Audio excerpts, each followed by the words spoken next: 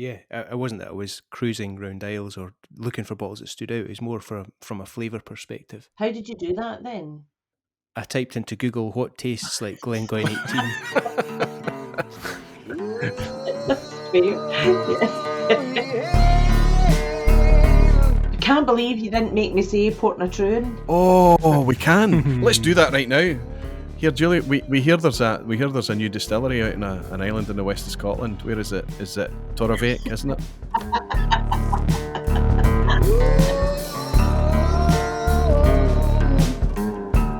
Jason, you good? You there? Yeah, I am, yeah. All good. All right. Oh, perfect. All right, cool. 3, 2. Hello, Dramfacers. Welcome to... Oh, shit.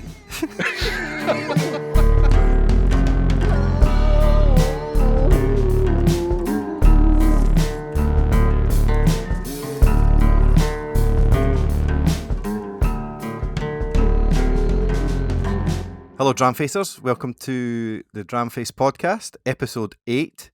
I feel like we need a subtitle there, Roy. You know, in the Star Wars themes of like, what would this episode be called? We'll insert that after. Revenge of the Sherry. I don't know. Yeah. Today, I'm joined by Roy, Julie, Gordon, and Judge Dredd. How are we all? Very well, thanks. Good, thank you. Great, buddy. We'll back off the Judge Dredd. How you doing, Jason? Not too bad, thank you. Yourself? I'm good. Unfortunately, I am still drinking water. I hope that you guys are not. That said, you're always welcome to be abstaining, listening to the podcast. Jason, what's in the glass? In this one, we have some Cardew Gold Reserve. That was a recent review on Dramface. Yeah, it's going down reasonably well. So fine for the money. Now you scored that 6 out of 10. Now, Julie, on the Dramface, or was it a 5 out of 10? Apologies. I thought you'd scored it as a 6. I thought it was a 6. On the Dramface score, a 5 out of 10 is average. A 6 out of 10 is better than average. So, you know, for whiskeys to get 7, 8s and 9s is really, really good stuff. And I don't think we've had a 10 yet. We've not had a 10, have we? And do you allow zeros? No, actually. No. You have to score it at least one. Yeah, but I mean, it was score. I think the description next to score 1 is should not exist. Okay. Right, it should not be this bad. But I think a 0, Julie. I think a 0 would probably be no review. It doesn't get talked about. I refuse to review it. Mm-hmm. Roy, what's in your glass? I've gone south of the border for this Dramface podcast episode.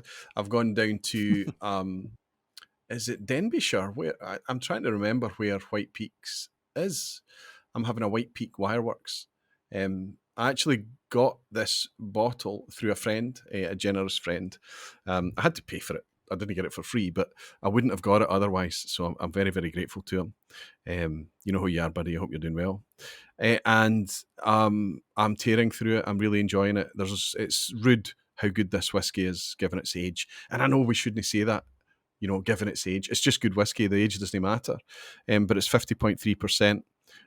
It's STR and bourbon. I know a lot of people are kind of, STR is a Marmite cask for them. I enjoy it. I do quite like it. And this is a very densely flavoured, rich whiskey. Just yet another cracking malt to come out of England. The cheeky buggers. Yeah, I didn't realise there was such a thing with STRs. The only STR I had was the Bimber. Very pleasant. It's that Dr. Swan, isn't it? That was his mantra. Yes. And it does seem to work for imparting quite a bit of flavour.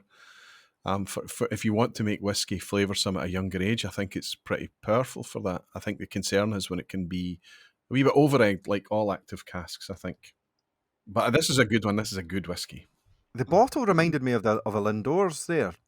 Well, I mean, I appreciate we're on a podcast, so nobody can see this, but it's Wireworks, right? So the distillery is actually in an old Wireworks. So this is actually all the wire strands that's coming down the neck here that's been twisted. Nice. You can see, so it's to mimic that thing. It's one of the prettiest bottles I've got on the shelf. I don't care too much about the bottles, but I think a nice bottle is something that you can appreciate. and hopefully we didn't pay too much for the pleasure. This was quite expensive, actually. It was 65 quid. So for a new whiskey, you know, it's pretty much trading at the peak it can trade at, I think, before people start to claim it as gouging a wee bit. But I think 65 pounds for the flavour, forget about everything else, is worth it. I'm happy to have it. You can see I'm more than halfway through this, enjoying it. It can't be that bad then, Roy. Nope. Julie, what you drinking? Tonight I have gone for a little young Glentockers from Scotch Malt Whisky Society. So it's 8 years old. It's called French Four Spices, and it's from a first fill ex-bourbon cask. Glentockers and Glenburgie are my favourite space ciders. I bought this during lockdown and I forgot about it actually because I was charging through it as well on Zoom calls and things like that. So I had put it away in the shelf. So again, despite its single-digit age and despite its high ABV, it's a drinkable one, right? Yeah. So this is 58.9%, which is pretty punchy, but yeah, it's lovely. Just a nice little Glentockers. Just as an aside, Julie, remember last podcast we were talking about SMWS names and things, and one of your favourite of our whiskies was Purple is Prince. Yes. Oh yeah. You know, it's and obviously that, and I mean, it doesn't talk a lot about flavour, but you can get what it's coming at purple. You're going to think about all those kind of dark fruits and things. But I was watching a podcast, an SMWS podcast in the States with Ben Diedrich, who's the guy in the States who does the business development for them in the States. And he had Neil Patrick Harris on, the actor, and they had to name a bottle. And Neil Patrick Harris pulled out the best name I've ever heard for an SMWS bottling. He's trying to come up with something for a young 9-year-old Kalila, and they were enjoying it. And he came up with Distill My Beating Heart. That's good, is it not? That's pretty good. I mean, it's got to be like a thespian that comes out with something like that, I think. Maybe Doogie Crystal could pull out that. I don't know. He's a bit the only thing that we've got in our armoury.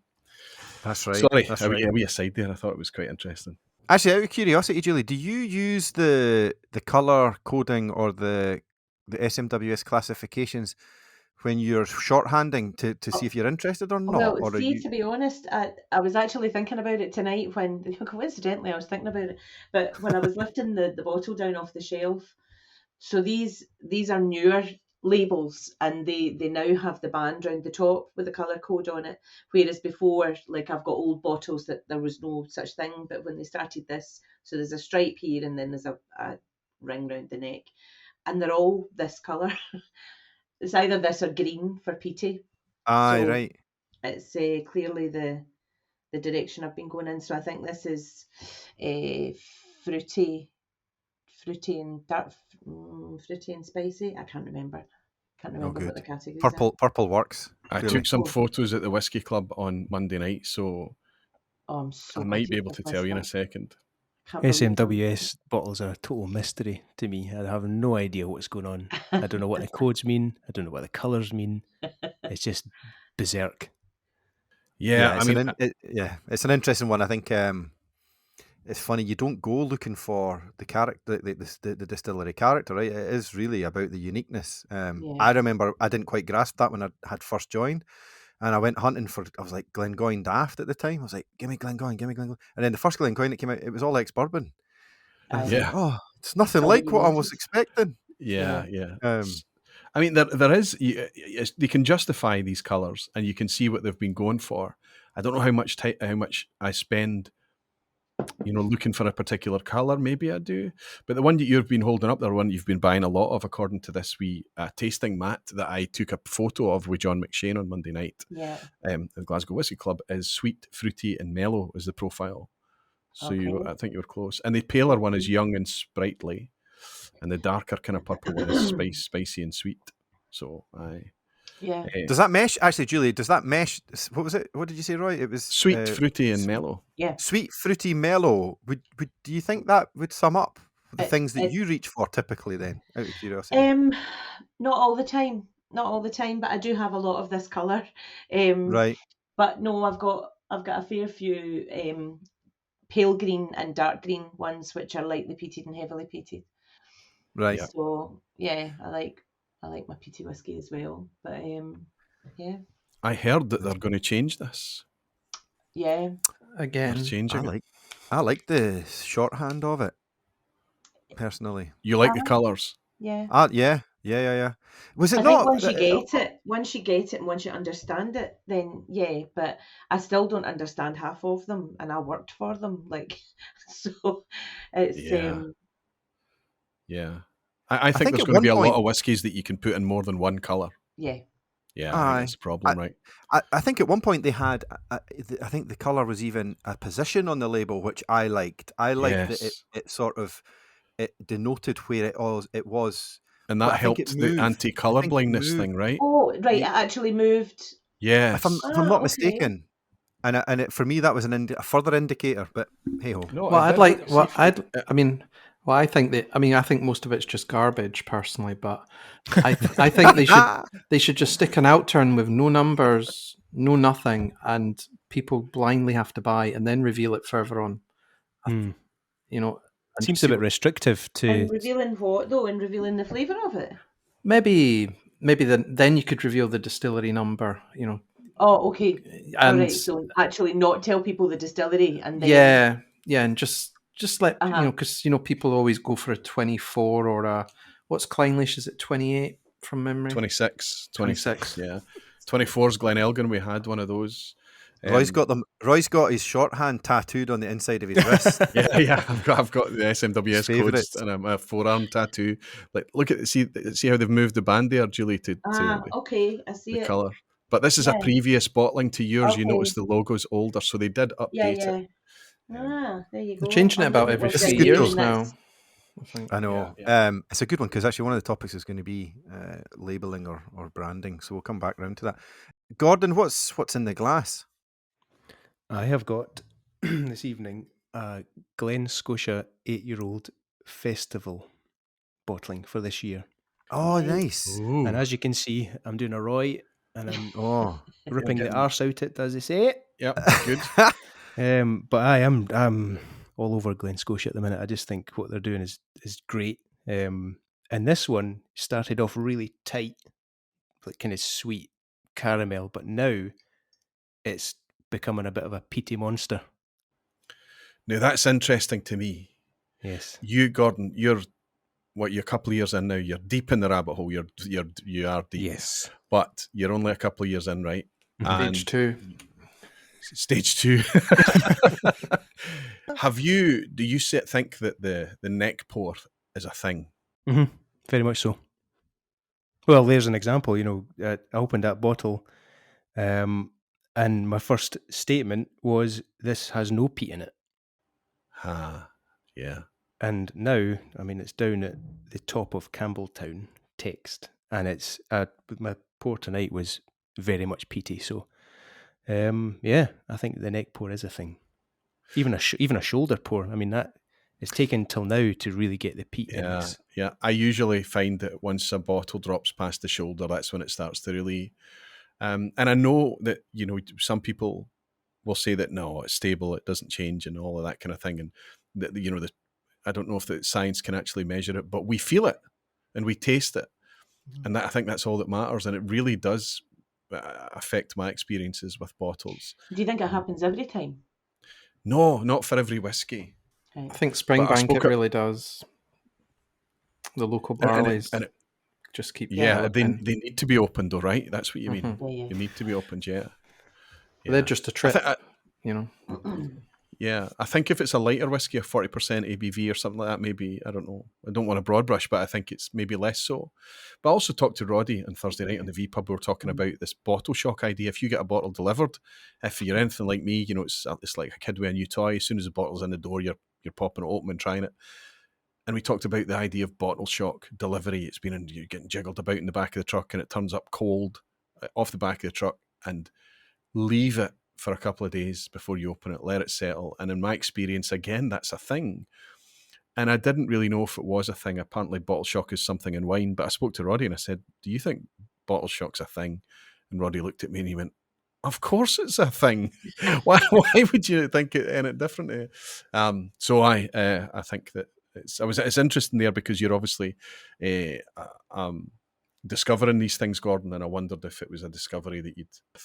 So. Absolutely. I mean, most whiskies I try are for the first time at the minute, and my experience from cap to the bottom is constantly changing. I mean, how can it not? You put it in your glass, and an hour later it tastes a lot different. So why wouldn't it do that in the bottle? Because you're opening a cork and exposing it. So it makes kind of sense that as you go down the bottle, you're introducing more air and thus evaporation.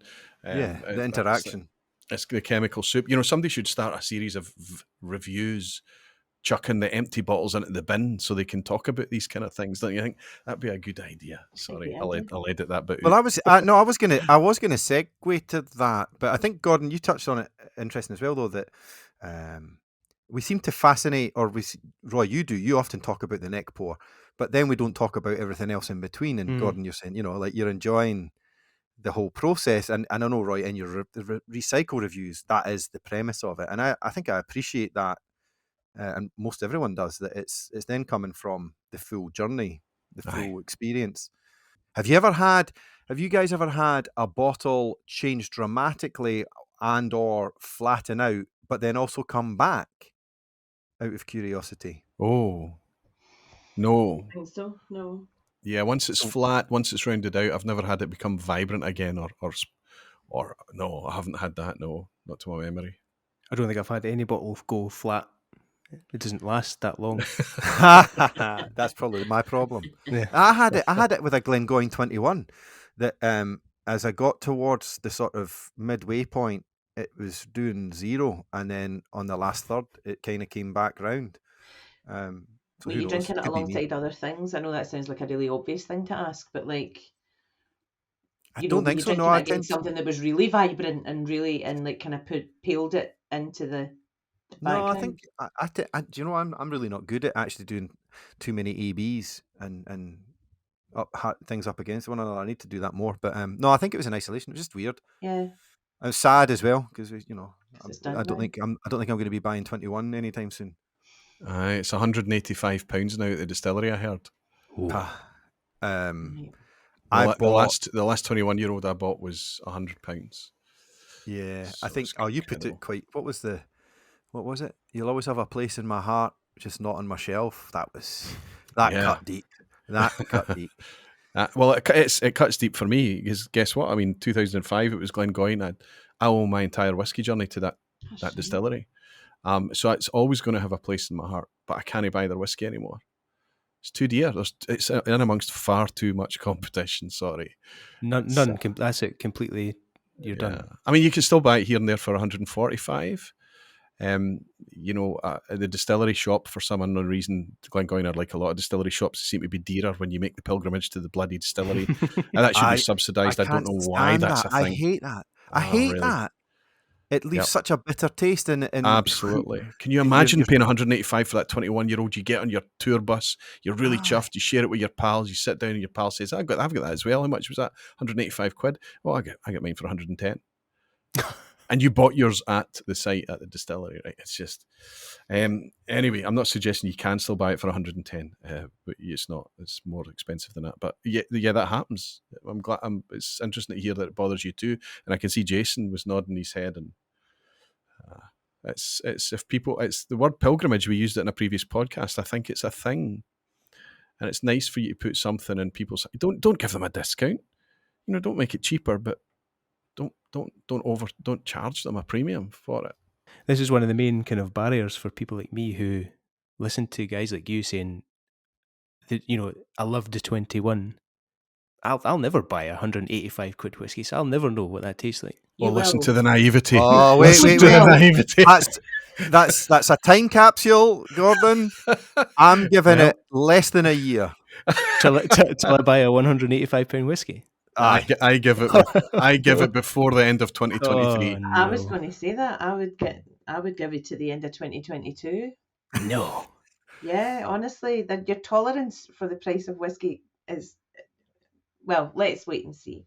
I reckon if Jason puts a wee bit of pressure on, it could be by the end of this podcast. Listen, I'm on a tight leash. I need to be careful. As he's leathering through his I'm just going to open a wee browser window here. Then you start looking at, cheaper schools for your kids and stuff, Yeah. Your priority changes. The heating's off. Do you want a good education or a happy daddy? I agree. Do they still do the small bottle of that? They used to do a 20cl of that. Yeah. I'm not sure. They used to. They definitely used to. That was one thing Glengoyne was very good for, having a huge miniature selection, and also the 20cls. Jason, you're spot on. Actually, I think they do. They did a little tasting trio, right? At one point. Yeah, you could take the little plastic Perspex packs where they had the three in a little tasting pack, and then they had, you just walk up to the point of sale, and they had lots of miniatures there as well. But right. I do remember the 20cl Glengoynes. In fact, I think I had my first 15-year-old Glengoyne was a 20cl. Pretty sure. I don't know if they're still doing it. I don't. But I can see how that would be attractive. However, it's still going to be an expensive way to buy that 21-year-old whiskey. And for me, if they're going to charge £185 for it, they're trying to be a Macallan because they're still bringing it out at 43%. It's still chill filtered and things. I don't know, it's the geek whinge. But if they're going to charge us more money, they should be giving us more. And we've kicked the backside out of that. We just, I guess we don't need to. It's just another whiskey that's gone for us, I suppose. Well, you say that, and Gordon was sort of probing there, saying, "Really, you'll never buy another Glengoyne?" I'll say what Roy won't say is, if he sees a teapot dram at an okay price, he'll buy that. He'll still buy that. There's probably truth in that. Yes. And it depends. I mean, I would try it as well. And the reason that Gordon's so naive about, I'm never going to buy £185 whiskey, he's not stood at that festival quietly chatting away, picking up a drink. Oh, would you like to try one of? Oh, I'd love to try that. And he takes this, he's got 1,000 people around of him, and all he can hear is his own blood going around his body. And he just doesn't know what's just happened to him. And that's how much is this? And it's almost like he doesn't care what he's going to hear next. He's already known that this is going to be purchased. He just we'll knows reach a point where it's, if it's under 200, it's okay. That's fine. If it's under, I'm not going to any festivals. That's it. No way. I don't or any tastings. Nothing. That's it. It's not worth it, though, is it? That's the bottom line, I think. Well, it's not, but we should give a balanced account of Glengoyne, though, with relation to that, Gordon. I don't know if you've seen the Four Dummies, the Scotch Four Dummies. There's a great moment where Sean is drinking. I think it's the 21, Roy, or is it 25? No, it's the 25. It's 25. I actually that's my claim to fame there is that I gave them the samples for that. So I took a 25-year-old to just meet up Drew and Mark in Edinburgh, and they were heading it back. They said, "No, we're going to take us back and we'll share it with Sean and Andrew." And I said, "Well, okay, let me send you another one then, so you've got enough to share around." So I shipped over another one, so they had two of these, and they sat, and they'd been out at a Compass Box tasting that day, so they were in the perfect place to try that whiskey. Honestly, you don't go to a 25 cold, you build up to it, especially if it's your first. And they're sitting there, they're just chatting away, and Sean, who I love listening to, by the way, probably you do as well, Gregor, on the Scotch for Dummies, and he takes a sip of it, and his eyes flutter. They flutter. They kind of do this bizarre thing, and he takes a breath, and he looks up at the thing, and he looks back in the glass, and he's totally checked out. He's not in the conversation at all, and then he starts to swear, and it's like, and he's like, "Guys, have you tasted this?" And you can just see this moment. And then there's somebody took a screenshot of it, and it became known as the whiskey-gasm. And it's that and now remember, that was when Glengoyne 25 was cheap. It was only 240 quid. So it would have been one of those kind of, you want it to be a compelling thing. You want it to do that to you. I'm going to argue that if that was the first or second whiskey he'd ever had, he would have just enjoyed it. Sean was at a point of really appreciating something that was different that he'd never really tasted before at that point. Yeah, I can back that up as well. I remember Which is it's a Longmorn 16, right? The old green. The old green. I had heard you guys talk about it, and I was still early in my journey, but I knew I would like to try that. So I think I managed to get a last few out of the UK even at an okay price. And I hadn't. I think I opened it pretty soon after, and I didn't think much of it, quite honestly. And then I went back to it about a year later, and because I think you've always said, or it's acknowledged, it's a whiskey drinker's whiskey, and it was a different dram. Or I was a different palate, but it was night and day. It was amazing. Yeah. Peaches Gordon, and cream. Oh, it's so good. I think I've still got one tucked away. Gordon, that bottle, I did come close to pulling the pin on that. That was one of the few that tested my no bottle ban. The Glen Scotia. The Glen Scotia, yeah. How is it? Yeah, I know you're saying you're halfway through, but well, I'm a wee bit biased because I love Glen Scotia. I was exposed to Glen Scotia just at the point where Springbank became kind of a non-entity, and I've got a mentality of if I can't get it, I'm not interested. So I kind of went chips in on Glen Scotia, and I love the Victoriana. I love the 15. I got a bottle from Calendar Drinks Co., a kind of single cask, and I just decadence, beautiful whiskey. So this one is more kind of in the line of Victoriana. So already I'm on board. But it's got that, like I say, the peaty base now is really coming through. So I'm really enjoying it. I think it's always going to be hard to trump Victoriana just because that's kind of like a flavour monster for me. I agree. I think Victoriana's better than the 25. Dare I say? Oh, nice. I like that. I like that boldness. Well, I've not tried anything like 18, 25, anything like that. I've kind of topped out at 15 and then the Victoriana. So no, I really like it. I think the peatiness adds a different slant to the Glen Scotia. I know they have peat content in all the other bottles, but this one's more prominent and I really quite like it. Well, I don't want to dwell because we spent a lot of time talking about the Victoriana review in the last podcast, I think, Gregor, right? But what we will do is we'll go through in the comments. Wally posted in the maturation of Victoriana. Did anybody appreciate just how big a deal this is? So this is pasted in verbatim straight from Glen Scotia, and it says, for the initial spirit makeup, it's approximately 70% 10-year-old unpeated first fill bourbon matured. Then 10% 12-year-old medium peated first fill bourbon, and 20% is 16 to 18-year-old unpeated refill American oak matured. That makes sense for it to be that long and being refill, right? Then it goes on. The different parcels of spirit are vatted and filled into 30% first fill PX and 70% first fill heavily charred American oak. That's the taste profile that you're connecting with, I think, Gordon. From our own cooperage, it says. Oh, of course, the Loch Lomond cooperage. It's typically a 4-minute burn to get the heavy char, but can vary depending on the condition of the barrel. The spirit is finished for 12 months before being vatted together and filled off into refill American oak barrels to marry before bottling. So what we're the lead time there from, we need more Victoriana, to actually more Victoriana appearing on the shelf is 18 months to 2 years. That's astonishing to me, right? It's just well, they do because I know certainly for Glasgow's Whisky Festival in February, we were right to the wire with Gary, who's the Glen Scotia. I can't remember Gary's position, sales brand ambassador. Yeah, but he was right to the wire to see if he could get stock because they were so short on everything. He didn't know whether he was going to be able to come, and he did, which was great. But so they are like that. They take it to the wire.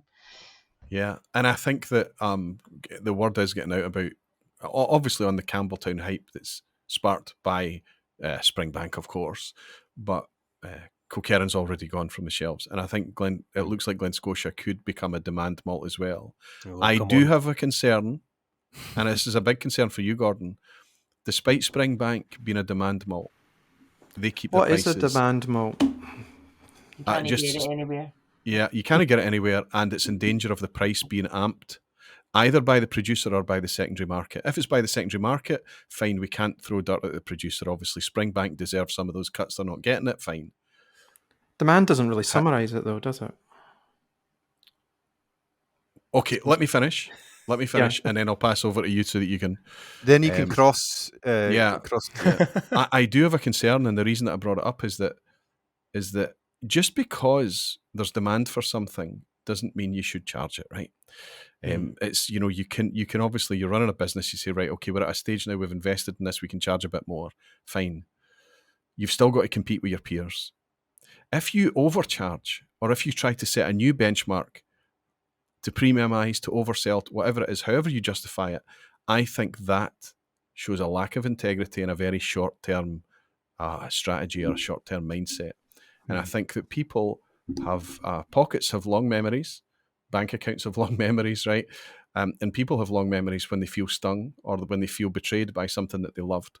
And I think there's too many producers out there. Ian McLeod is we've talked about with Van Goynes. Tamdhu is rife right now. It's terrible. £195 for their 18-year-old release that's come out. I know, Julie. It's £195. It's 18-year-old beautiful whiskey. There's no doubt it's going to be great whiskey, but that's gone from Tamdhu to a £200 whiskey.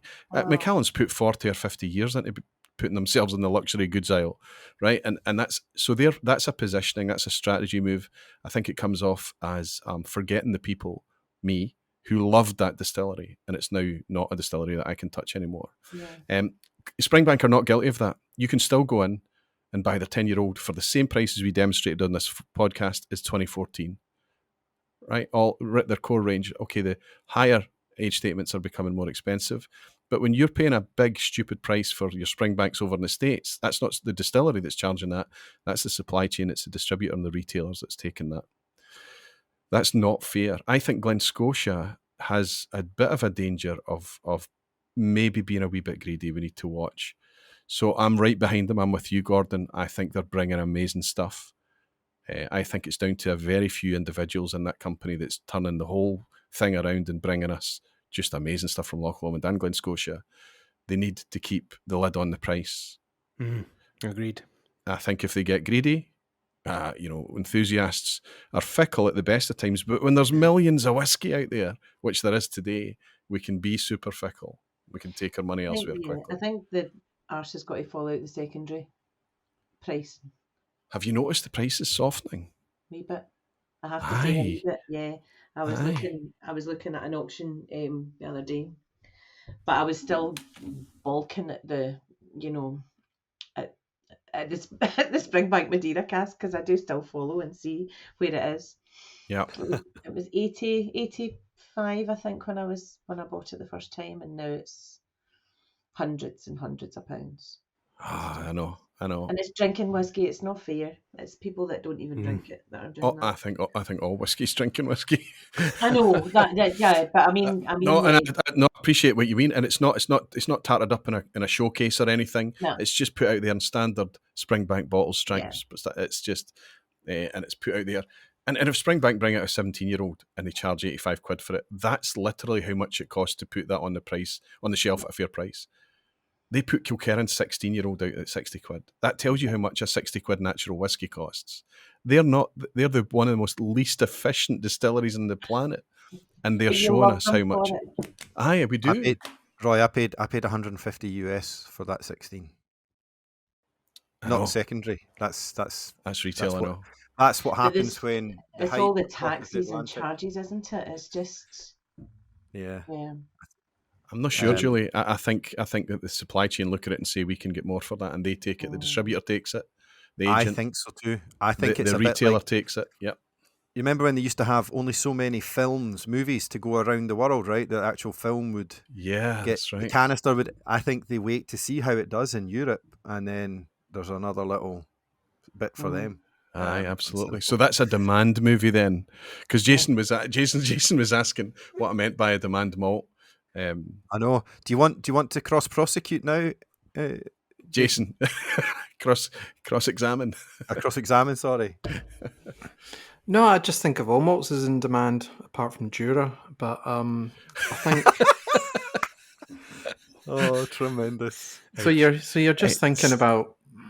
Yeah, I know the type of whiskies you're saying, but I was trying to think of a better word to summarize it, but I haven't come to it yet. Yeah, I mean, I just came up with that demand malts thing just off cuff. I mean, it might not be a good way to, but I think people understand what I mean. It's priced based on the demand, not on the cost, or not on what they need to make back on it. It's just because they can charge it. There are people out there in whiskey, companies included, that still do not do that. They don't do that. They charge a fair price. Angus Dundee charge a fair price. Springbank charge a fair price. And, as long as that they do, I think we'll shout and celebrate them. So many indies out there charge a fair price. There's a flip side, though, that, you should be pricing your whiskey for what it's worth as well. Do you know? Oh, if it's good whiskey, if it's an exceptional whiskey, I remember Fred Lane coming on, and saying, look, he said, sometimes when we get really good casks, we don't put it out there at the standard pricing. No way. He said, because all we're doing is lining the secondary market's pockets. We've created that. We've matured that. We've curated that. We've brought it to that point. We should be able to chat. And I remember Jason reaching out to me for 2 North Stars last year saying, look, and Jason doesn't really get in touch unless it's an exceptional whiskey, right? And there was a North Star Bemore. Yeah, and there was a North Star Bemore and a North Star Longmorn. And I went, ooh. And I looked at the prices and I went, I won't say what I said, right? I went, what? Because it was 175 for the Bemore, an 18-year-old Bemore, and it was 150 for the Longmorn. Sorry, did I say Longmorn? I think I did. The other one was Longmorn. Yeah. So then a sample appears. I don't know if Jason might have sent me one of the samples. I don't know. But the sample appears, and then I get to try a club night, Julie, I think it was, for the Bemore. I can't remember. Yeah, it was. Mm-hmm. And I knocked on my backside. Yeah. And then you realise we're not drinking an 18-year-old Bemore. We're drinking 175 quid's worth of whiskey experience. Right. We really are. That's right. And you have to. I think the thing is, and this is where I'll kind of fight for indie bottling. It's not mass produced. It's not. It's not a sum of hundreds of different casks. It's at the very most going to be a small batch. Yep. So it's getting harder and harder to buy whiskey. And get good casks and look after them and spend the time and invest the time to do that. That, we have to acknowledge that fact, just as you've rightly said there, like with Red, acknowledge that. It's not the same. When we bottle things like 10-year-old Lafroig, and people will say to me, well, what's the difference between that and a 10-year-old Lafroig for the supermarket? Yeah. Or the difference between that 10-year-old Glenmurray and the one I can get, it's explaining the differences in the whiskies to people. And that's a tall order, right? I mean, you're trying to bridge a huge gap there of, it's the same name and it's the same this for most consumers, right? That's right. We are a small percentage. Here's the post. Sorry, Gregor, just to finish this off, I think here's the post that's put wind in my sails, talking about all this. This is from Whiskey Broker, and Whiskey Broker is, as we know, one of the better value, but let's say they're very good at releasing interesting whiskies, but occasionally there's gems amongst that, right? It's one of those bottlers that's kind of quite maverick and out there, but they're always kind of direct, I feel. Anyway, Whiskey Broker put this post today saying, still dealing with con artists, of which there appear to be many in the industry. Several casks of 6-year-old whiskey with a trade price of maybe £1,500 each, which could therefore be purchased for £2,000 by anybody on the street, have been transferred with a supposed value of around 40 grand each. A fast way to lose £280,000. I regularly hear the market value is what people are prepared to pay for it as justification for why our bottle prices are too low and other people's are perfectly reasonable. Just because somebody will pay it doesn't mean you should charge it. The above example is immoral and the person should be in jail. Unfortunately, the legal system means that they'll probably get nothing worse than a mention in Rogue Traders, and they can bankrupt their company and move on to the next unsuspecting person. I am unfortunately seeing ads on Instagram and Facebook right now for this very bullshit. And I think that we need to call it out. But just because it's a polished, well-produced advert does not mean it's legitimate. This is what's driving the cask price. This is what's driving the price. This is why you can't buy a Kalila for less than the official bottling anymore. All the indie Kalilas are on a parity or higher. It's the cask trading thing. And as Julie mentioned, the arse is going to have to fall out at some point. It can't continue. It has to stop, like I think, because the secondary market was always a brilliant thing. It was always a brilliant thing that you could find gems and you could find things that you had, that you thought were long gone, and they would turn up because somebody would find it in their cupboard and think, I'm never going to drink that, and they would sell it. Yep. But now what it's become is people who have got programs in their systems and all the rest of it that throws it all out for ballots and all these different things.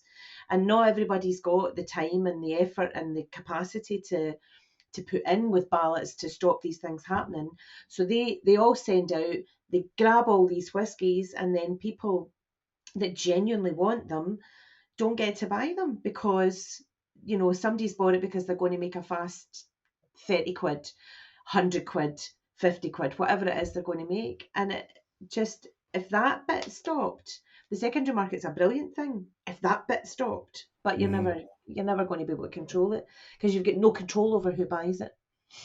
And I have to hold my hand up. I'm part of the problem. I can't evangelize about whiskies and then complain when there's demand for whiskies, right? We are all part of the problem. I think that whiskey has become such a commodity now, such a hot topic for enjoyment, honestly, but also mostly for investment, that it means that people with a lot more money than us, we just can't compete with them. They don't care. If that's the next in vogue whiskey, how much is it? 300 quid, 400, 500, 800 quid. They just pay for it because it's couch change to them. Mm-hmm. But really for us, I mean, that's 4 times what Gordon's willing to ever pay in his life. Right. So, I do fight someone on the auctions because I buy a specific distillery a lot, but there's nothing more annoying than you see it a couple of weeks later appearing on one of these secondary retail sites for £1,200, 3 times what they paid for it or something. That's another group you're competing against who've just got the buying power of a business behind them just to bump up the price again. Yeah, absolutely. And then we're up against the automated things. And we need to flip it. Do one of your pivots, big guy. Bring us back onto positivity. It's a soft pivot because it does involve Springbank and it does involve secondary. And I know that's taken this podcast down a spiral a few times. But Julie, I was reminded when you were last on our podcast that there was a 21-year-old auction bottle coming from Springbank, and we did. I don't know if you remember. We predicted. We guessed what they were going to go for. Yeah. Did you happen to see what it then finally went for? Yes. Or the highest bid for whatever it was £12,275. No, I didn't. We were all dancing. We were dancing around a grand here or there, like a 1,200 or a 1,500. Well, I figured if it was a big outturn of a few hundred bottles, it would see the hundreds. I said 500. What a clown, right? But that's why I just don't get involved in this game because I don't have a clue. So, but I mean, the good thing about that is that that's a bottle that we want to go for 12, 15 grand and nonsense, right? Yeah. Because hopefully the money's going to end up helping somebody that's really in trouble. So that was the one that they auctioned. Yes. So I did see 2 bottles in an auction, just a regular auction, going for I think 15 and 1600. I think. Right. 15 and 1600. Yeah, just for the regular one that everyone was able to get. Right. Not Okay. The balloted one. So how many were there, Julie? Do you know? I don't know. You don't know how much it was, yeah. I don't know. Listen, fair play. These are the bottles that need to get. They can go sky high as they like. It's not. But those ones weren't. Those ones are private bottles that people have bought and then flipped. Yeah. Anyway. The thing is that to get the good bit that you really like, you have to take the bad bit that you don't like, and that's unfortunate with anything in whiskey. It's part of it right now, isn't it? There's really good bits of the secondary market, and there's really bad bits like everything else. So here, I love the pragmatism. Good. Well, I got a really good little bit from the community comments on an article review, and I wanted to pull that in and pivot into a conversation around that. It was Alan was commenting on the Glenlivet 2007 review, and he wrote, if you remember the bottle, it's the one that's got a sponge. Sponge. Sorry, yeah, it's got quite a cartoon-like label. And he said, might just be me. I'm not a fan of the cartoon-like labels. Not sure if it's somewhat gouache attempt to appeal to younger audiences. I can't see that working at this price, it says. But I'd rather a plainer label with just relevant information on, and that doesn't include resurrecting long forgotten myths to invoke a sense of mystery. And I think it was really well written, really well pointed as well. I kind of wanted to float that topic out to us all about branding and styling and packaging. What do we all think about that? Does it affect us? Are you influenced in any way? That's just it's a redundant question, because see, for everybody that says no, it doesn't affect me, they're talking shite, because it was my job for 10 years, and it's amazing how much you can screw with people by just putting up an image and suggest that it's how it's going to, their company's going to trade or something, a brand or a product or whatever it is. And you just put it up there. They're so emotionally invested. When we came on tonight and you lifted the Wireworks bottle and poured a dram, you were like, I immediately asked you what it was. Yeah. Because I thought it was Lindor's as well. You were saying that. Aesthetics are way, way, way more important than any of this. You know, like it's so striking. Yeah. But and I know that one of the biggest reasons that people love the Whiskey Sponge series is because of the labeling. Yeah. People love the labeling on it. And I appreciate that one on that Glenlivet it was a bit, it was quite extreme, that dark red scheme and things. But generally, the whiskey, the fun and the humour of the Whiskey Sponge satire has been carried straight into the labels, and it fits perfectly. There's a lot of jokes from Sponge. Absolutely, there's Easter eggs in it, and absolutely, and people are gonna look at it and say, "Oh, I like that," or they're thinking of it, is this something I want to have on my shelf? As something that looks quite fitting of what they perceive Scotch whisky to be or something. So it's very, very emotive as a topic. Absolutely. It's interesting because one of the comments that I pulled out from Jeff Whiskey says, the top review, Wally, even if it did make me hungry for frazzles and cheese sarnie, glad that someone else finds the rebrand an improvement. This is on the Benromac Contrast series. Glad that someone else finds the rebrand an improvement over the mild-mannered, hand-scribbled label style. Really enjoy the 15 and debate and diving into the more hardcore releases when we get a chance. Cheers, that's from Jeff Whiskey. So there's a lot of people kind of went, because that kind of Soviet era socialist type branding that Benromac went for. I thought it was twice as good. Gregor's put his thumb down. He doesn't like it. I like it. But you do like it, Gordon. American. Oh, very much so. Yep. And I think the big difference is that, see, when you walk into the Bonaccord and you glance up at the gantry, the Benromacs are shouting from the shelf. Whereas in the past, especially when the bottle was half full, you just could vaguely have an idea it was a Benromac. You couldn't read the white scribble. You had no idea what it was. There was no impact. I felt it was insipid is the best way. That's the new styling, yeah. Okay. Yeah. I was in the classic laddie, as an example. Classic laddie. You walk into a pub. Yeah, those are two opposites of personally of success, right? Clear, absolutely. The laddie. I'll give another example that does it in a very different way. Daft Mill. I hadn't finished, Your Honour. Go for it, Roy. Well, Daft Mill is really quite delicately. There's nothing fancy about Daft Mill at all. But you could walk in and you see Daft Mill from 50 paces. You can spot it. It doesn't need to be Dayglow or anything. It just needs to be, distinctive and clear and just say what it is and be true to what it is, I think. Branding is way more important than anybody. But I would prefer the Benromac is successful only because the bar was so low set prior. I had to write a magazine article and it was on Gordon MacPhail. We never did it because the pandemic came out, but we got taken into spent a day with him and we took him into the G&M tasting room with all the samples. And one of the directors pulls out the new brand, and this was way before anybody had seen it, and asked us for our opinion. And there was like a moment of silence, just taking in how difficult it was and actually trying to, come up with something positive because it was such a dramatic change. I found it very American and brash. I can see them really. Has it grown on you at all? I would rather have bottles in brown paper bags and clear glass. I get the labels with the Sponge and the Thompson Brothers, and I like that aesthetic, but I'm not into collecting them for that reason.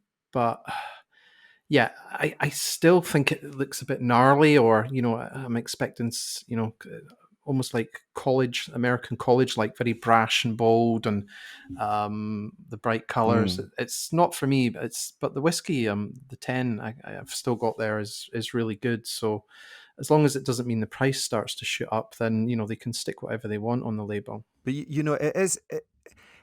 I find label and packaging a little bit like a trailer, right, of a movie. And if the trailer doesn't make you want to go in, or you're saying, but the film's good, the trailer sucks, I kind of feel like you've missed a trick. And I would say the cartoon stuff, I think personally, the Compass box showed how you can be in a different space but do it cleverly and classy. I don't find the cartoony stuff very clever. So I do Compass think box have to pay out a huge amount on those bottles, don't they? That design. Yeah. Stranger and stranger. Yeah, I'm sure. But and as much as anything within design or pack, as soon as there's a rule, you can manipulate that. But I kind of agree that the cartoon stuff for me doesn't mesh. If you think about what the target audience is for Stranger and Stranger, though, for Compass Box and other people use them as well, there are, it's really aesthetically pleasing. It's really pretty and striking and all the rest of it. Those whiskies are commercially available, albeit in whiskey retailers and things like that. You're not buying it in the supermarket.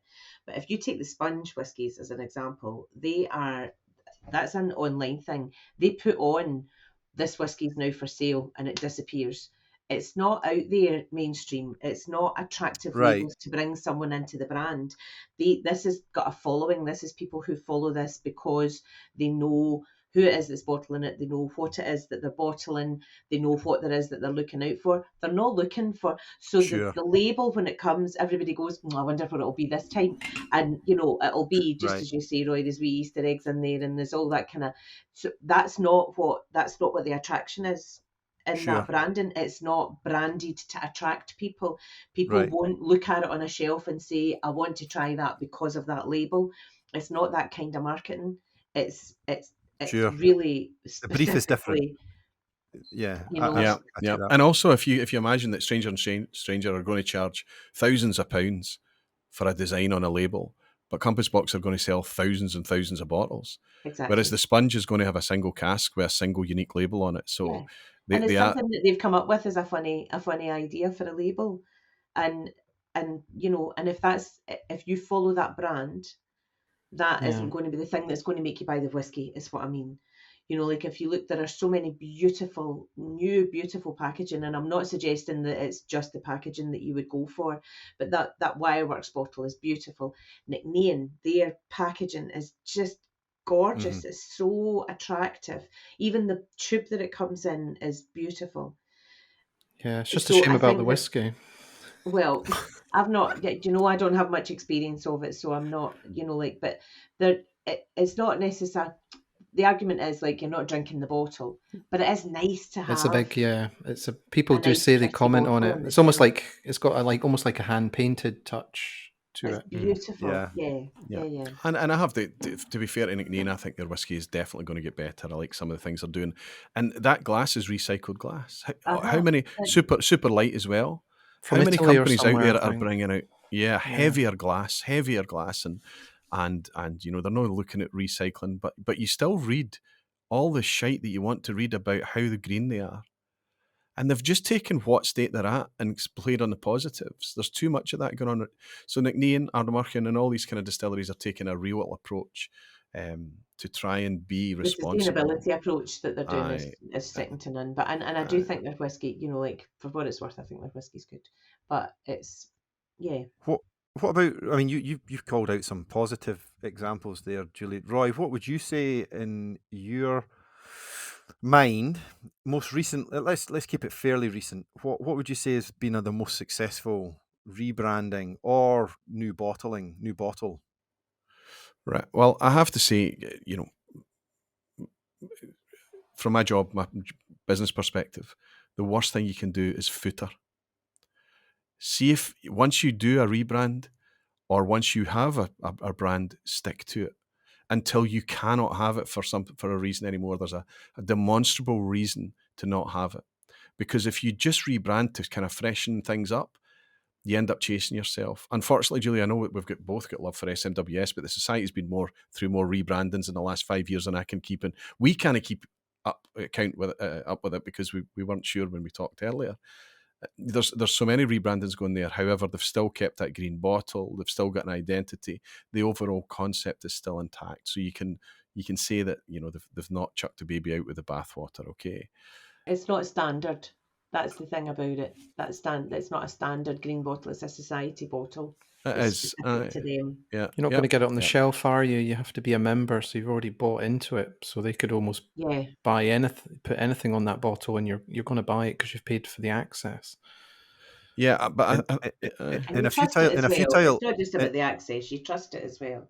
In a futile effort to try and reframe to keep it positive, Roy, I was asking, what do you think has been the most successful recently? But it's so subjective, right? So for me, I think the Balblair rebranding was ugly, and it took something that was distinctive and made it plain. The Old Pulteney was a rebranding that wasn't really, there wasn't enough differentiation there, but there was a huge hike in price. That was difficult. So again, we're in a negative territory. Benromac, for me, is a successful rebrand right up until they didn't take the opportunity to bring a much more natural product, because Benromac is the Springbank of Speyside. Why they are still chill filtered and they're beautiful liquid, I have no idea. I'm only ever going to recommend cast strength Benromacs. That's where you really get that impact. I know we have a soft spot for the 10. I know we still like it. I think the 10 could be double if it was just left alone. The rebranding for Benromac is better, much better visually, aesthetically. It was pallid before. Liquid, the rebrand. They didn't change the liquid. In fact, I'm going to talk myself out of this here a wee bit. I think the liquid in Benromac is getting better by the year. Every year I think it gets better, honestly. But I think that they could have taken the opportunity just to go natural, and I was quite surprised when they didn't have. However, if they do make that change in the future, don't rebrand to do it. You've got your branding. Stick with it now. Stick with it. Don't footer. Don't mess around. A lot of branding. Look at this for branding. I'm going to hold up the bottle of Mellow Corn that I had out last week. Right? Look at it. It's so ugly that it's cool. Horrible. But it's anything else on your shelf that would look like that? You could hold that up and it be pixelated, and you would know that it's Mellow Corn. So distinctive. Yeah. And it's so. Is it whiskey or is it cooking oil? I can't tell. Right. Exactly. And you also get the impression looking at that branding hasn't changed in 30 years. Yeah. And that's what I love. That's why I love the classic malts from Diageo. They haven't changed that in 30 years. Lagavulin 16 still looks like it did. Oban still looks like it did. Dalwhinnie still looks like it did. Even Glenkinchie, despite the age statement change, it still looks the same. And I think it's got a presence and a bit of a class about that. Let's not talk about price and quality and things. I'm talking about aesthetics and branding. I think it looks good. So I'm trying. So the most positive, I think, the most the one that jumps to mind at least, is Benromac for me. But I know that's divisive, and a lot of people don't agree. They prefer the old branding, like Gregor McQuee, who is also in his trade is something of design and aesthetics as well, of course. I want to dive. I'll pivot off because we could go forever, or rather, I want to dive down on the guy that would rather have it in a brown bag. I'm curious, Jason. Park bench. Has there ever been a bottle or such that made you go, I quite like that, I'll keep that around? Ever in your history of drinking whiskey? What, from a design point of view or from the content? Yeah, or like, what was there a bottle that you went, that looks good, I'll use that for an infinity bottle? No, I'd have to really think hard about that, to be honest. I mean, I quite like the Rare Malts branding in a way, because it's quite dark and foreboding, and it tells you everything on the front, and then on the back you've got a little bit about the distillery on some of the bottles. So I don't think it's aged badly, whereas I think some branding has aged quite badly. But yeah, I'm struggling to think of one off the top of my head. But that's why you need a brown paper bag. Yeah, that's fair. I would say, in terms of branding, I think North Star are really strong.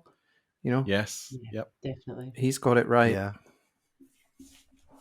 Yeah. Gordon, I'm curious if we've got old wizened eyes in Jason's head. What do the newer optimistic eyes what have they been drawn to in your recent journey? I'm a bit of a Bottle-wise. magpie. Yeah, I'm a magpie when it comes to bottles. I've actually got a second bottle here that I haven't shown you. And I was going to open it tonight, but I've not. And I was drawn to this because it kind of represents everything about this distillery and visually. And it's kind of reminiscent of shipbuilding and lighthouses, and it looks sturdy and stoic. And there's a lot of little nuanced design tweaks since getting the bottle that I'm really appreciating. I know what's coming. Good. Do you? Yeah. It's not I think you should Glenallachie, make a that's for guess then. sure. It's Stobcross. Yeah, Yeah, I was yeah. going to say Clydeside, yeah. Clydeside Yep. Stobcross, yeah. Everything about this just screams Glasgow Absolutely. yeah. and shipbuilding, and I think they've just nailed it. Even on the bottle, they've got gradations so you can measure out what you've been drinking. Does it come Oh, with a no brown way, is paper it? bag? Yeah. Because that would scream Glasgow. Actually, Ah. the tube that it came in was quite beigey, although they did have the red and beige tube thing. I don't know, I disagree there as well, because on the cardboard tube at the very bottom, they've got perforations, because it's really hard to get that bottom metal cap. Off. Oh, So for nice. recycling, So they've put little nice. Yes, that's good. No, this is to stop the vacuum thing happening as you No, open it. Is that what you mean? No. do recycling. No. Don't take it away. So this is just to tear the bottom off. Yes. See, that's good. They should That's draw more lovely. attention to that. Aye. Yeah. I mean, I usually jump up and down on those things in the drive, right? And you still can't get the metal to come off very easily. You end up kicking it to get the metal and the card separated. I think it actually has a bit of text to say recycle via this perforation. So lovely. I love that. But That's can good. let's give an even account of this. Are you just going to take it away, Gregor? Don't Judy? take it away. Well, no. What I was going to say was, a brown paper bag doesn't need any separation. It can just get tossed into the recycle. And it's True. going to run. It's a It's true going to point. run through the seams of that. That's the only problem. I'll go It's one in- further, and I'll say Springbank's doing it right, and Brookladdy's doing it right, and McNean are doing it right, offering you Oh, the without the Tin or packaging. no tin? Yeah, Just naked bottles. yeah. Oh, Yeah. and Julie's got a wee bit of product placement there. she picks up a wee Elements of Isla there. I we would don't throw mind, in, Julie. as far as new bottle design goes, I think what Rassi did was Oh, great. yeah. I think Pretty. it was spot on where they are. It's I spot forgot about on what them. they wanted the brand to be. Yeah. I didn't follow if it got any awards. I think that was awards worthy, and the fact, as far as I know, it was live, like castings of real rocks and such. That they then Fossils created and the mold. things, wasn't Yeah, it? Yeah, I think yeah. it is maybe a bit old fashioned, maybe, or I don't know. It's maybe not as new as some, but I think it was great. I think it was a stunning piece of design. Well, And I then, of hope course, it cost a lot of money to do things like that. So I hope they stick with it and it amortizes over the life of the product and makes it a bit cheaper and things, because that wouldn't have been cheap to do, but it was a very distinctive and eye-catching bottle. I would say one that's totally nobody's talking about yet is Harris when they debut. I was thinking about Harris. Yeah, that's Nice gin bottles. Yeah, they're going to knock it out the park, I think, because that gin bottle. Have you seen it? I've not seen it. I've not seen it yet. No. the whiskey. No, I've not seen it yet either. So Yeah. based on your experience of the gin bottles you're Gin. talking about, right? Yeah. Yeah, Yeah. definitely. Yeah. And even I if need you to visit the qualify that. distillery as well, it's the way the experience is set out and everything. It's all really refined, and you can tell that they put a lot of thought and effort into their bottles and how they're presenting themselves. So I think that will be, when it comes, will be something from a design perspective that Gregor will get excited about. Right, I was good. I was curious where you were going. Were you talking about the liquid, or were you talking about how it's presented physically? So that's good. I would throw in as well the yin to that yang of positivity. I think Glengoyne's most recent rebrand was good to a point. I think the swan design was a more elegant thing. Goose. Sorry, the goose. Sorry, my bad. One man's goose is another man's swan. Yeah. I do think they went the recycling route as well with the packaging, that it's all cardboard. It does feel a bit overdone. I know Ralphie talked about how much of it there was. Where it fell down for me was the colour choice of their age statement. it's this deep metal red that makes it near impossible to see. You've got to move to get the right angle. Even in some of the photos, you can see it's really metallic. It's metallic embossed, isn't it? So it's yeah. So it's a bit of a miss for me, that one. But hey ho. So we've got a brown bag and or recycled is where we need to be. What do people think of Glenallachie? Because I think it's quite a geeky whiskey at the moment. I think it's bad, but I wonder if they're going to have to rebrand if they've got bigger ambitions, because it just doesn't work.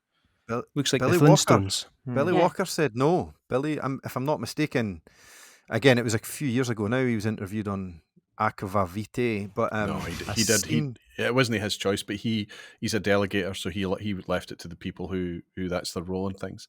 I think that normally branding, even if it doesn't appeal to you at the beginning, you give it some time, and you usually gel with it or start to accept it. Glenallachie has never bonded with me. Still to this day, it's still not. I still don't love it. Talk about non-design. Julie's pouring a Kilkerran. There's another example of total design. It's yeah. I mean, their logo, that look through, I can't remember what's the name of the church, Julie, that it's looking at, the spire it's looking at. Oh no. Can't remember.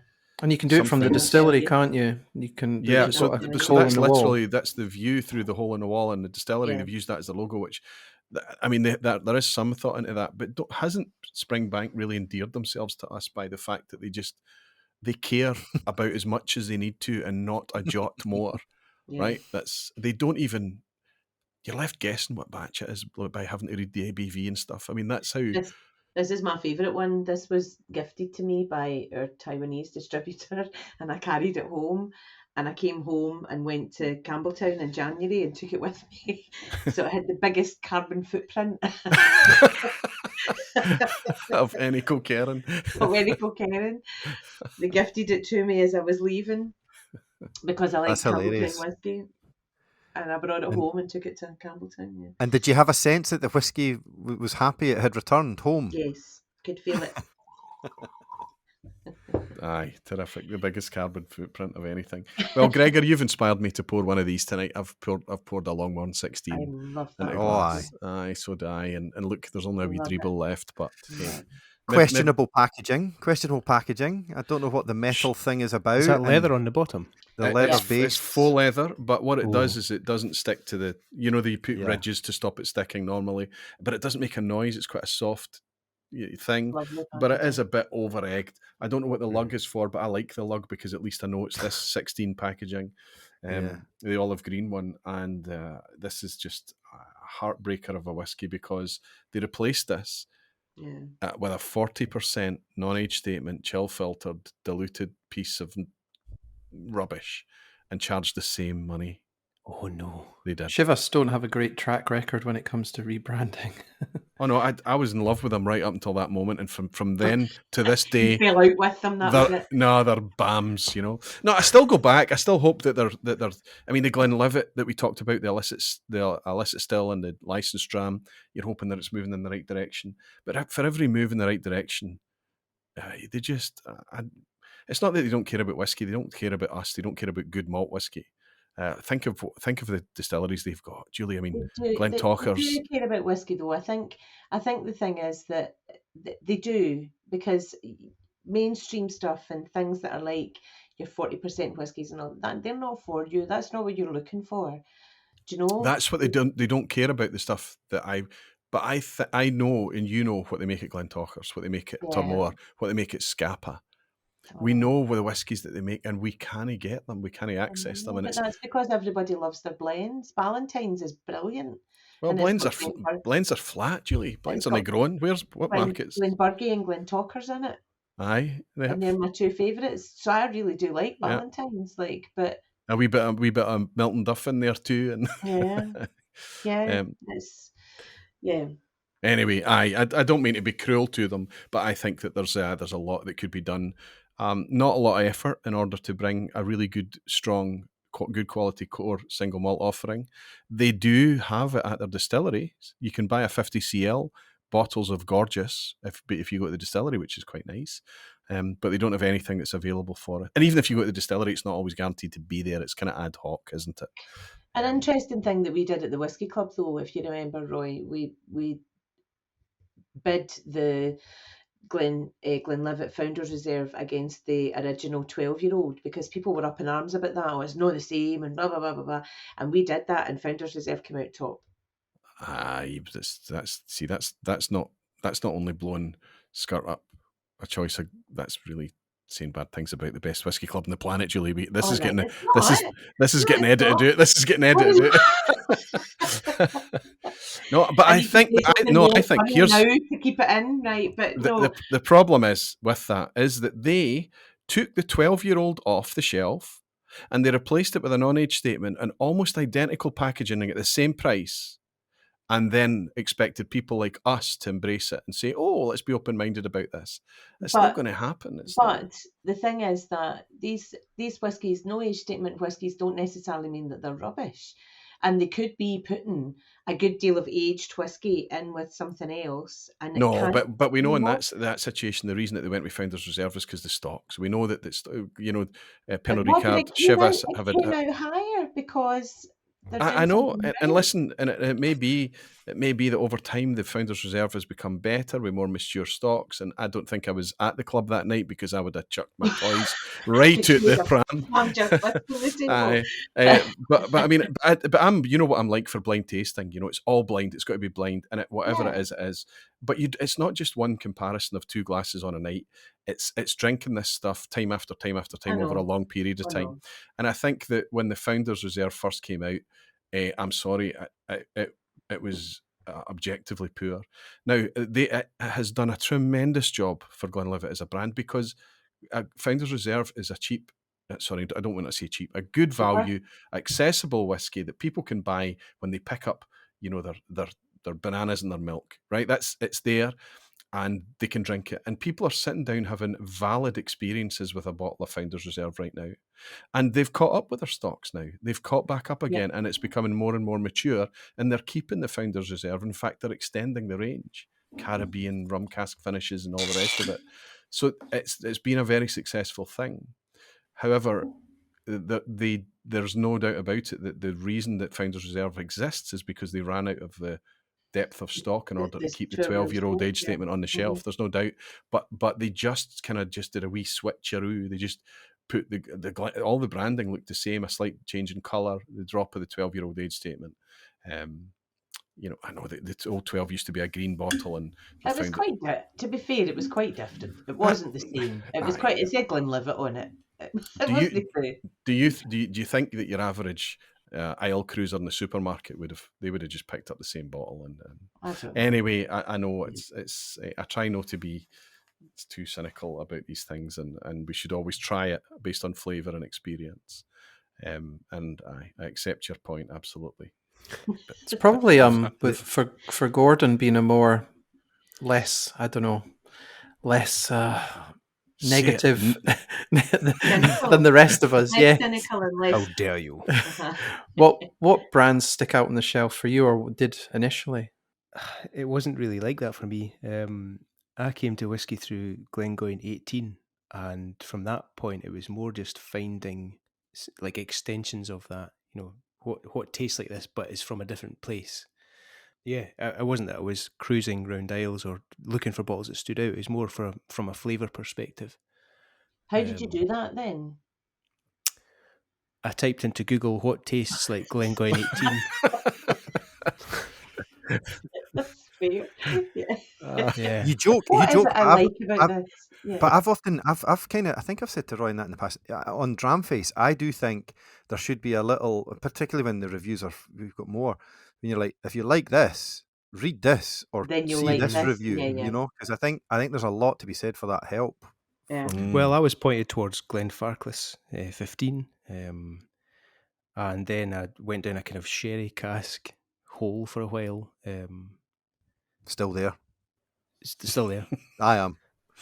But no, it wasn't from a branding perspective. It was more about a flavour front that I went on my quest. If the bottle looks good, then it's fine. But since then, I have been a bit magpie. Ardnamurchan, I'm drawn to them just because I love their bottle design.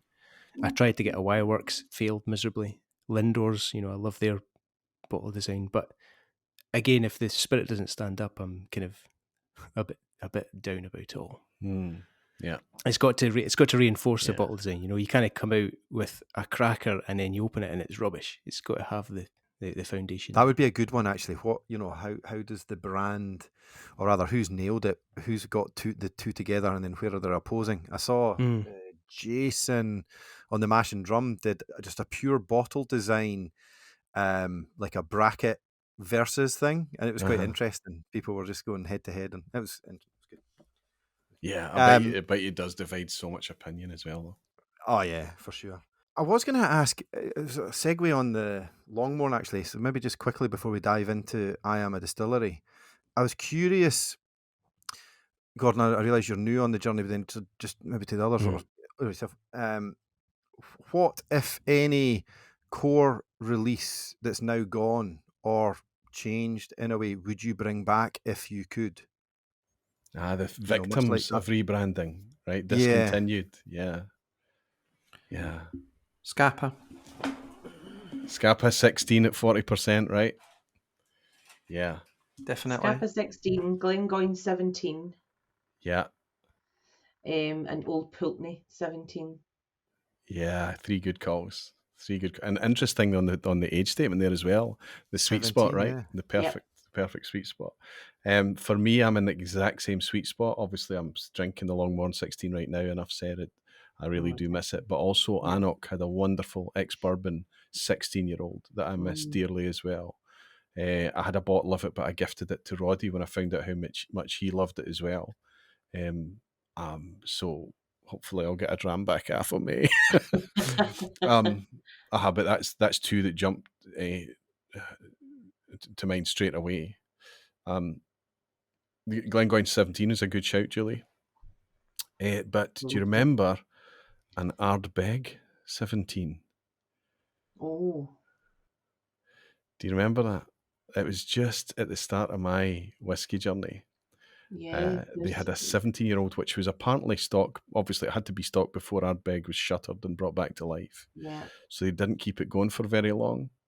But there's a wee greasy spoon rolling sandwich shop at the end of Glasgow Road, just before you hit the motorway to head up to Stirling. And you can drop in there, and the boy was a whiskey nut. And he used to bring in nice whiskies to sell. And I used to go up and buy a couple of nice bottles, not particularly, 30, 40 pounds. And he had an Ardbeg 17, and he wanted £50 for it. And I wouldn't give him it, and it sat there for a wee while, and then one day it just wasn't there anymore. But you wouldn't give him it because it was too expensive? I was back in my Gordon Fraser days, right? There's no way I'm going to spend £50 on a bottle of whiskey. Learn from this. Yeah. And it just kind of sat there. The box was a wee bit tatty and things. I don't know how long he'd had it. He wasn't asking for a lot of money for it. It was one of his own. And hindsight. I might be making a mistake, but from memory that was a £50 bottle. I'm going back to 2010, 2009, because I just got a taste for peaty whiskey. I bought a Yamazaki 18 in travel retail, and I was at the point in my whiskey journey that you're on just now, Gordon, which is why I can assure you that this is not going to last. So I don't think I paid more than 70 for that, for Yamazaki 18. For an 18? For an 18. You'd buy a case if you knew. My God, if I had known then to buy it, it's hundreds of pounds now. I don't think we're in the same position now, though, so I don't think I'll have that problem. You can't get things like that these days for that value. But what happens is the things that we're buying just now, we will talk about in the next 10 years and say, oh my God, remember you used to be able to get Kilkerran heavily peated for this amount of money? 40 quid. I wish. Yeah. Well, the concern, that time starts to compress. I think, you're talking, maybe, was that 5 years, 6 years ago? For the Yamazaki?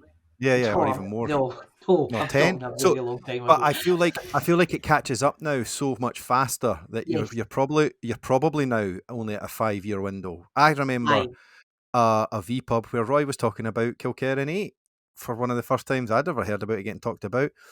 It was in abundance. I'll say it in abundance on Amazon, and I left some behind to be like good karma out into the world. You know, I say, oh well, I won't clear it out. I'll leave them there, and now forget it.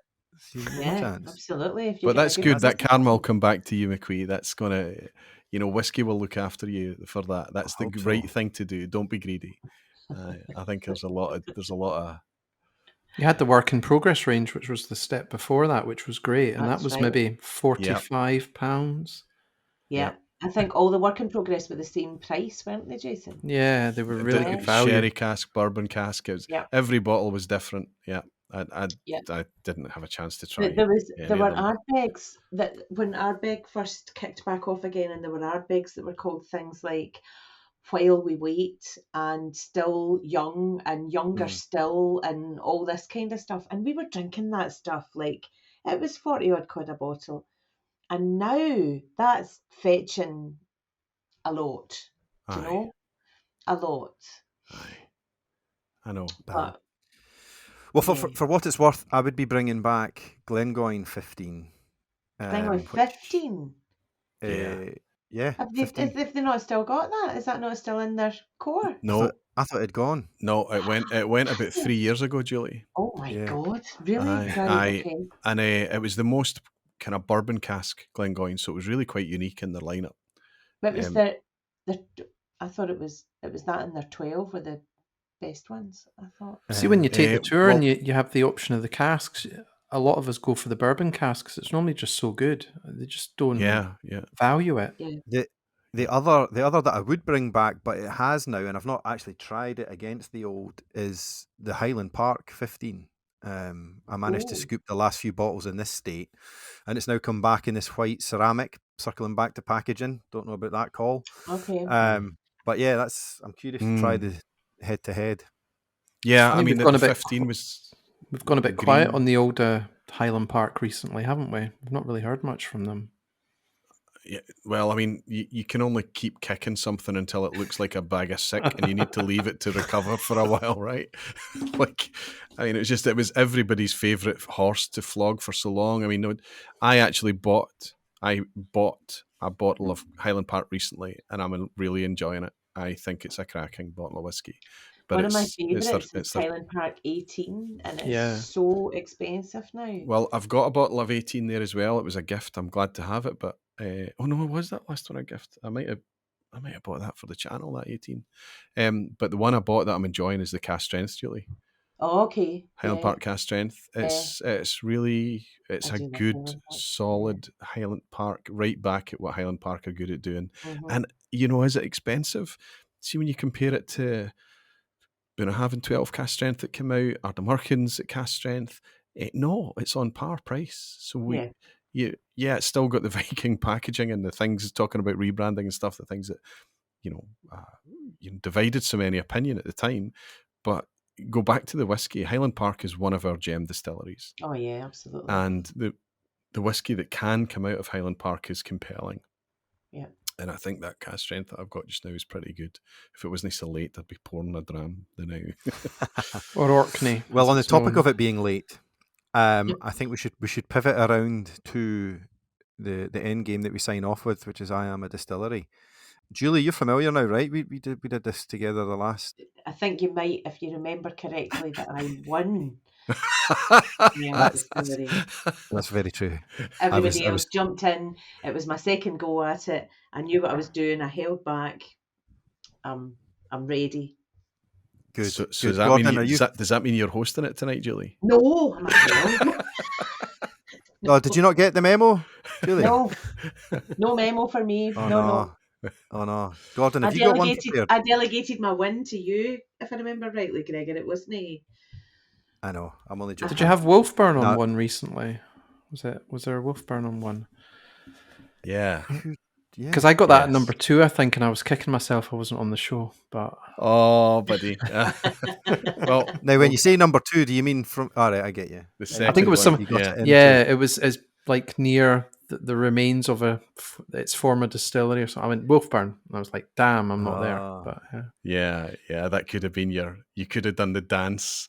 We had Jenny doing the dance, but unfortunately, God love her. But unfortunately, I don't know spoilers. If anybody hasn't listened to podcast 6, this is we're recording podcast 8 right now. That was podcast 6, and it was a belter of Gregor's I Am a Distillery. It's an absolute cracker.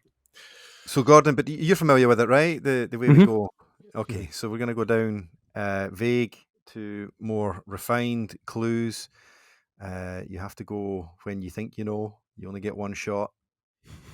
Hold your water until you're sure, or get cocky and try and snipe it. Absolutely. It's up to you. And it's with Roy, this one, right?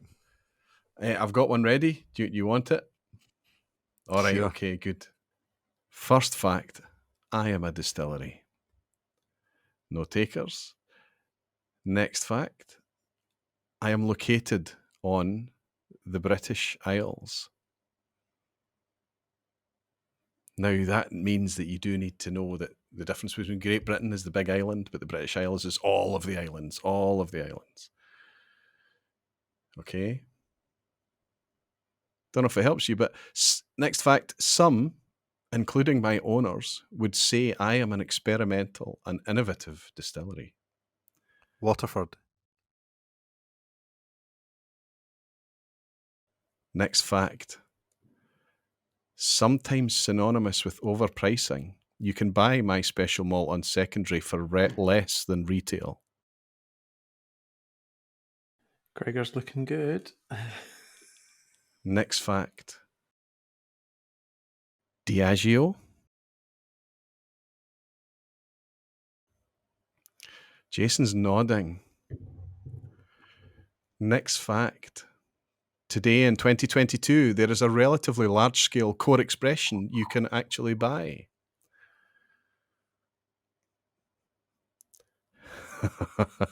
Next fact, while I focus on double distilled malt, I can produce other spirit from different grains. Next fact, I use a mash filter instead of a mash tun. Going too fast.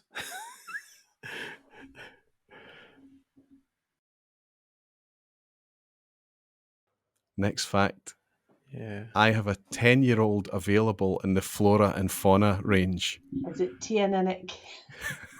Yeah. Next fact, I am located close to the sea and I'm difficult to pronounce. 2-0 to somebody, I think. I am Chininic. Yeah. Well done, Julie's dance. Hey! Well done. 2 for 2. Oh. It sounded like Waterford for the first couple, though, to be fair. Yeah. It did.